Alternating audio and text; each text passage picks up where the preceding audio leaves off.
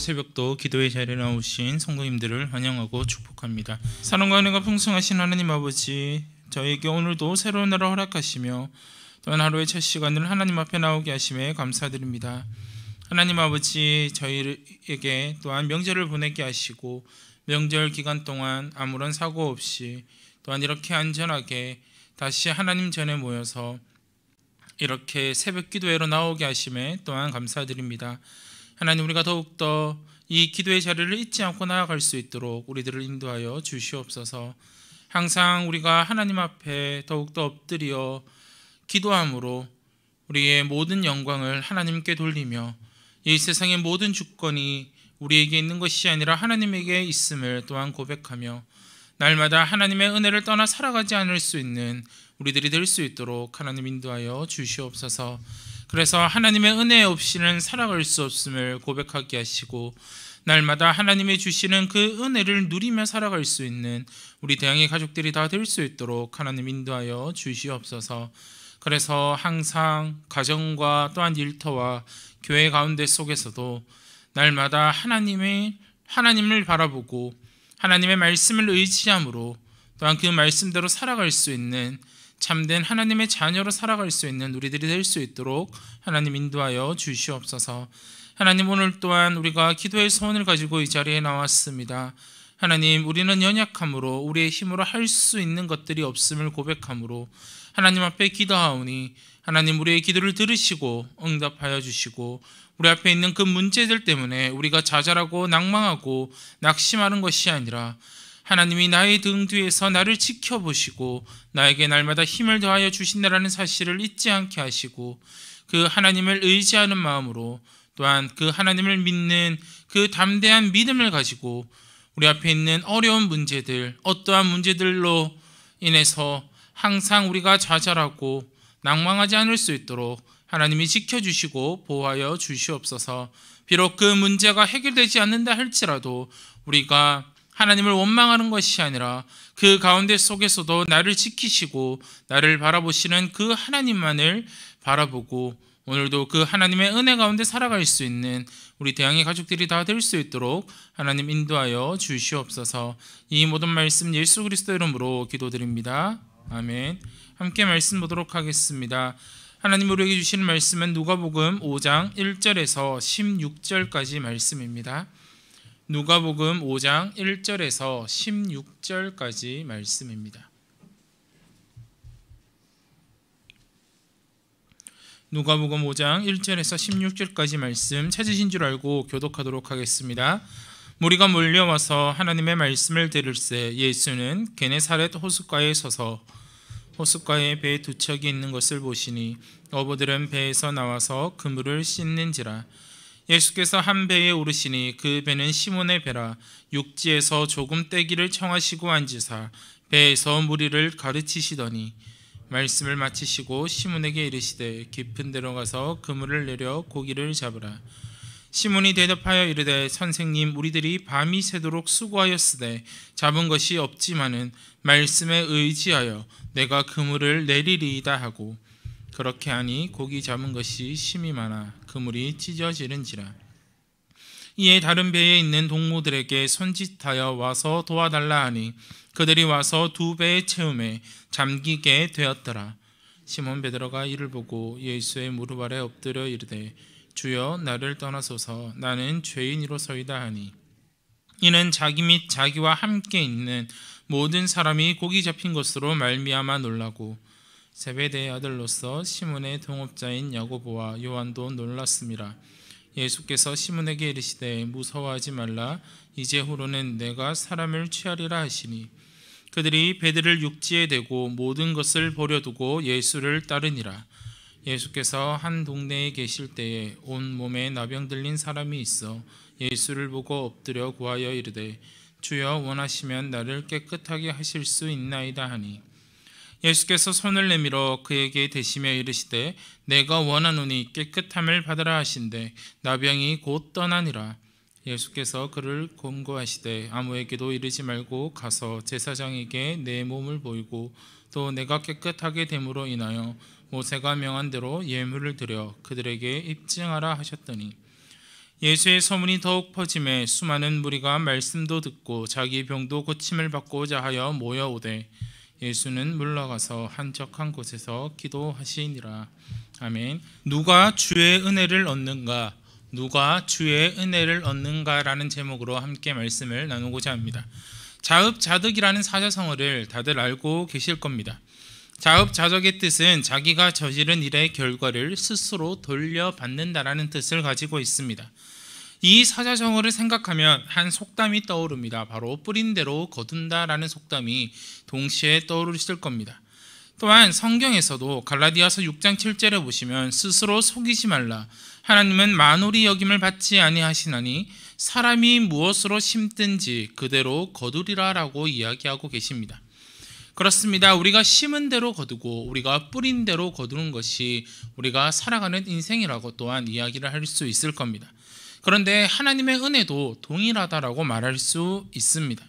하나님께서는 우리에게 분명히 은혜를 주십니다. 그러나 우리가 은혜 받기 위해서는 우리가 가야 될 길이 있습니다. 바로 예수님께서 걸어가신 그 길을 따라가야지 우리가 하나님이 주시는 은혜를 얻을 수 있다는 사실입니다. 그래서 누가는 오늘 말씀을 통해서 예수님의 길을 따르며 누가 주님의 은혜를 얻을 수 있는지에 대해서 우리에게 말하고 있습니다. 그렇게 우리는 오늘 말씀을 통해 누가 은혜 받기에 합당한 자인지를 오늘 말씀을 통해서 세 가지로 살펴보고자 합니다. 누가는 1절에서 예수님이 하나님의 말씀을 전하고 있음을 강조하고 있습니다. 그 이유는 예수님의 행하신 사역 가운데 반드시 중심에 두어야 할 사역이 말씀 사역이기 때문입니다. 복음서가 말하는 무리는 예수님의 이적을 보고 몰려다닐 뿐 예수님이 전하는 그 말씀에는 관심이 없던 사람들을 의미하고 있습니다. 예수님은 무리에게 말씀을 전하시지만 의도적으로 시몬의 배에 오르셔서 무리에게서 조금 떨어져 하나님의 말씀을 가르치고 있습니다. 이는 아주 중요한 사실을 상징하고 있습니다. 예수님은 무리 가운데 계시지 않고 자신의 제자가 될 사람과 같은 배에 타신 것을 우리는 말씀을 통해 볼 수 있습니다. 물론 예수님이 그 모여든 무리를 포기하시지는 않겠지만 궁극적으로 예수님이 누구신지를 알고 그 은혜를 누릴 자는 무리가 아니라 같은 배에 탄 제자임을 우리는 알 수 있습니다. 예수님이 걸어가신 그 길을 가는 자들은 예수님의 제자가 아니고서는 그 길을 갈 수 없습니다. 제자는 자신의 스승이 행한 길을 따라가고 그의 삶의 모습을 본받아 그대로 살아가는 것이 제자의 모습입니다.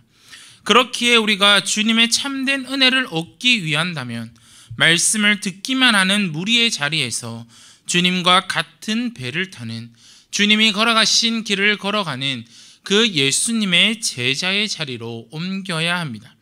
그렇다면 우리는 어떻게 해야 제자로서 살아갈 수 있을까요? 그렇다면 우리는 어떻게 해야 은혜를 받을 수 있을까요? 첫 번째로는 말씀에 순종하는 자가 은혜를 얻습니다. 본문의 말씀을 계속 보시면 말씀이 강조되고 있습니다. 4절과 5절 말씀을 보시면 말씀을 마치시고 시몬에게 이르시되 깊은 데로 가서 그물을 내려 고기를 잡으라. 시몬이 대답하여 이르되 선생님 우리들이 밤이 새도록 수고하였으되 잡은 것이 없지만은 말씀에 의지하여 내가 그물을 내리리이다 하고라고 말하고 있습니다. 예수님은 말씀을 마치시고 시몬에게 지시하셨고 시몬은 말씀에 의지하여 그물을 내렸습니다. 말씀이 선포되고 그 말씀에 순종하자 상상할 수 없는 일이 벌어지게 되었습니다. 그물이 찢어질 정도로 고기가 많이 잡힌 것입니다. 배 두 척이 고기로 가득 차서 잠길 정도로 고기가 가득 찼다라고 성경은 말합니다. 누가는 그 배가 두 척임을 강조하며 예수님의 권능의 증거임을 암시하고 있습니다. 둘은 증거, 증인을 상징하는 숫자이기 때문입니다.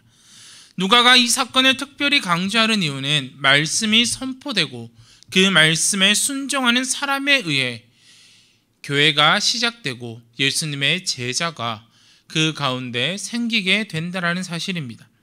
선포된 그 말씀에 순종함으로 주님의 권능이 드러남을 누가는 말해주고 있습니다.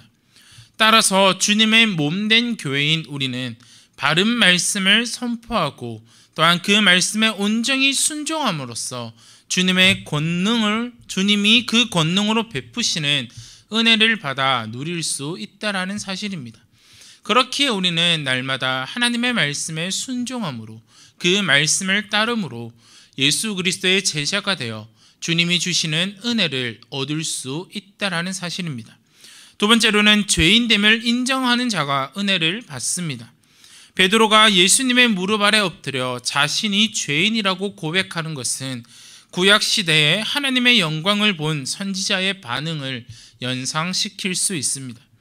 이사야가 하나님의 영광 앞에 섰을 때 자기의 죄를 떠올렸습니다. 그래서 이사야 6장 5절 말씀을 보시면 이렇게 이야기합니다. 그때에 내가 말하되 화로다 나여 망하게 되었도다. 나는 입술이 부정한 사람이요 나는 입술이 부정한 백성 중에 거주하면서 만군의 여호와이신 왕을 배었음이로다 하였더라라고 이야기합니다. 이사야와 같이 베드로도 예수님에게서 하나님의 영광을 보았습니다. 또한 그 베드로와 함께한 다른 제자들도 마찬가지였습니다. 그래서 본문 8절에서 10절 상반절 말씀을 보시면 이렇게 이야기합니다. 시몬 베드로가 이를 보고 예수의 무릎 아래 엎드려 이르되 주여 나를 떠나소서 나는 죄인이로소이다 하니 이는 자기 및 자기와 함께 있는 모든 사람이 곡이 잡힌 것으로 말미암아 놀라고 세베대의 아들로서 시몬의 동업자인 야고보와 요한도 놀랐음이라 라고 말하고 있습니다. 예수님은 이 말을 하고 있는 베드로에게 무서워하지 말라라고 말씀하고 계십니다. 이는 천사가 사가랴나 마리아에게 했던 말과 같습니다. 누가는 성전이나 회당이 아닌 일상의 장소에서 하나님의 영광이 나타나는 장면을 누가복음을 통해서 자주 묘사하고 있습니다. 이때 베드로의 배는 하나님의 영광이 임하는 거룩한 성전이 된 것입니다. 우리의 모습도 이와 같아야 합니다. 우리가 죄인됨을 인정할 때, 우리가 하나님 앞에 나의 죄를 자복할 때 하나님의 영광이 우리의 일상에 나타나게 됩니다. 나의 가정, 나의 직장, 나의 학교에서 말입니다. 그럴 때 우리가 있는 곳이 하나님의 영광이 임하는 거룩한 성전이 될 것입니다. 이제 베드로와 야고보, 요한은 배를 육지에 대고 모든 것을 버려두고 예수님을 따르는 제자, 물고기가 아닌 사람을 취하는 자가 되었습니다. 그래서 11절 말씀해 보시면 그들이 배들을 육지에 대고 모든 것을 버려두고 예수를 따르니라 라고 말하고 있습니다. 주님과 동행하고 그 말씀에 순종하며 자신의 죄를 인정할 때 우리는 주님의 은혜를 입어 거룩한 사명자로 거듭나게 될 것입니다. 그렇기에 자신의 죄를 인정하는 자가 예수님의 제자가 될 수 있으며 주님이 주시는 그 은혜를 누릴 수 있게 될 것입니다. 마지막으로 자기 유익을 앞세우지 않는 자가 은혜를 받습니다. 예수님이 제자를 부르신 사건과 나병 환자가 병이 나은 사건은 아무런 연관이 없어 보입니다. 그러나 자세히 본문을 보시면 나병 환자도 제자들처럼 예수님의 은혜를 입은 자입니다. 오늘 본문을 보시면 한 나병 환자가 예수님을 찾아와 이렇게 고백합니다. 원하시면 자기를 깨끗하게 할 수 있다라고 고백하고 있습니다. 그래서 12절 말씀을 보시면 예수께서 한 동네에 계실 때에 온몸에 나병 들린 사람이 있어 예수를 보고 엎드려 구하여 이르되 주여 원하시면 나를 깨끗하게 하실 수 있나이다 하니라고 고백하고 있습니다. 이 나병 환자의 고백, 주님께서 원하시면이라는 이 고백은 모든 것이 주님의 주권에 속해 있음을 그가 고백하고 있는 것입니다. 이처럼 겸손히 도움을 요청하는 그에게 예수님은 이렇게 말씀하십니다. 13절 말씀을 보시면 예수께서 손을 내밀어 그에게 대시며 이르시되 내가 원하노니 깨끗함을 받으라 하신대 나병이 곧 떠나니라 라고 말하고 있습니다. 예수님은 그 나병 환자에게 다른 사람에게는 알리지 말고 제사장에게 가서 깨끗하게 되었음을 확인받으라고 합니다. 하지만 예수님에 관한 소문은 더 퍼졌고 수많은 무리들이 모여들었습니다. 누가는 그들이 말씀도 듣고 자기의 병도 고침을 받고자 하는, 즉 자기의 유익을 추구하는 자들임을 밝히고 있습니다. 그래서 누가는 15절에서 이렇게 이야기합니다. 예수의 소문이 더욱 퍼짐에 수많은 무리가 말씀도 듣고 자기 병도 고침을 받고자 하여 모여오되라고 고백하고 있습니다. 예수님은 그들을 통해 세력을 구합하려 하지 않으시고 오히려 이들을 떠나 한적한 곳으로 가서 기도하셨다라고 성경은 이야기합니다. 이 나병 환자를 보면서 모든 것이 하나님의 주권에 속해 있음을 고백하고 겸손히 예수 그리스도의 도움을 구하는 자에게 하나님의 은혜가 임하였음을 우리는 볼 수 있습니다. 자기의 유익을 구하지 않는 자가 하나님의 은혜를 입습니다. 우리도 이와 같아야 할 것입니다. 늘 우리의 삶의 주권은 나에게 속한 것이 아니라 하나님께 속해 있음을 기억하시고 나의 만족과 유익을 구하지 않아야 합니다. 우리가 너무나도 잘 알고 있는 마태복음 6장 33절에서 그런즉 너희는 먼저 그의 나라와 그의 의를 구하라. 그리하면 이 모든 것을 너희에게 더하시리라 라는 이 말씀을 우리는 기억해야 됩니다. 늘 나의 유익과 나의 만족을 앞세우지 않고 우리가 늘 하나님의 나라와 그의 의를 구할 때, 우리가 늘 주님의 말씀에 순종하고 내가 죄인됨을 고백하고 오로지 우리가 예수 그리스도의 영광을 위하여, 하나님의 영광을 위하여 살아갈 때 하나님께서는 우리에게 필요한 은혜들을, 또한 우리에게 필요한 것보다 더한 것들을 우리에게 더하여 주신다라는 사실을 잊지 않으시기를 바랍니다. 그래서 이 말씀을 늘 기억하시고 우리가 하나님의 은혜를 얻기 위해서는 말씀에 순종해야 되고 내가 죄인임을 고백해야 되며 자기의 유익을 쫓지 않을 때 우리가 은혜를 얻을 수 있다라는 사실을 기억하시고 오늘 하루도 하나님의 말씀에 순종하시고 나의 죄를 자복하시고 오직 우리의 삶에 있어서 나의 만족과 나의 유익보다는 오로지 하나님의 나라를 위해, 하나님의 영광을 위해 살아가시는 저와 우리 대양의 가족들이 되시기를 간절히 바랍니다. 함께 기도하겠습니다. 하나님 아버지 감사드립니다. 하나님, 우리가 오늘도 하나님의 말씀을 들었습니다.